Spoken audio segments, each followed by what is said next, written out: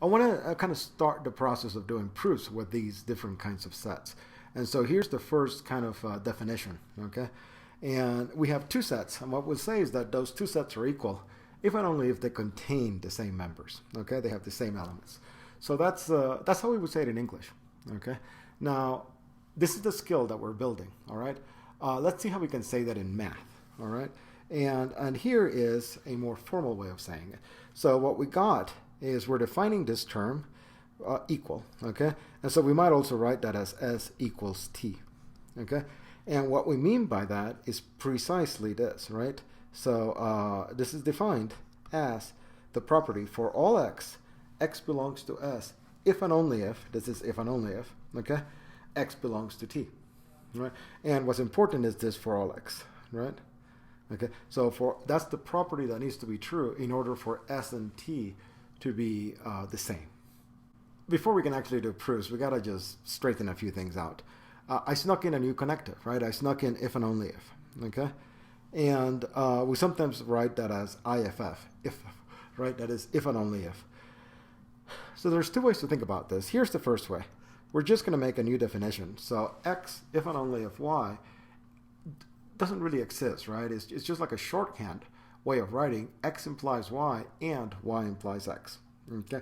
So this treats it as an abbreviation, okay?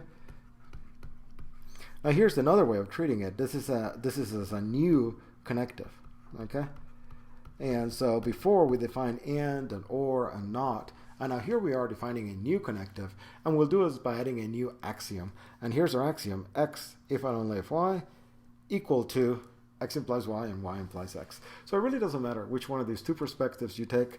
I think we'll stick to the second one, okay? Although either one is actually just fine, okay? All right. So how do we do proofs? We're going to do a proof of an if and only if, right? So let's try to prove X if and only if Y. So our strategy is going to be this. We're going to prove that X implies Y, and we're going to prove that Y implies X, okay? So what does that mean? That means that we already can construct these proofs. X implies Y is actually equal to true. Y implies X is also equal to true.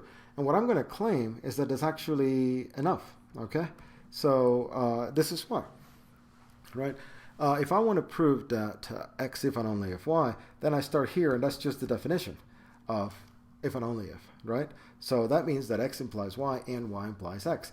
So now we'll just stick to this part, and we'll copy this proof over here, right? Because X implies Y is equal to true, so just do that, okay? And then, right, we'll take the other proof right here, because Y implies X is equal to true, right? So what we're left with is just true and true. Well, that's just true because of the AND truth table, and we're done, okay? So this is kind of a way of, if you can prove that X implies Y, and if you can prove that Y implies X, then we can actually prove that X if and only if Y, right? So that's our strategy, right? Whenever you see an if and only if, we'll just say first, prove X implies Y, second, prove Y implies X, and then we'll just say, and therefore X if and only if Y.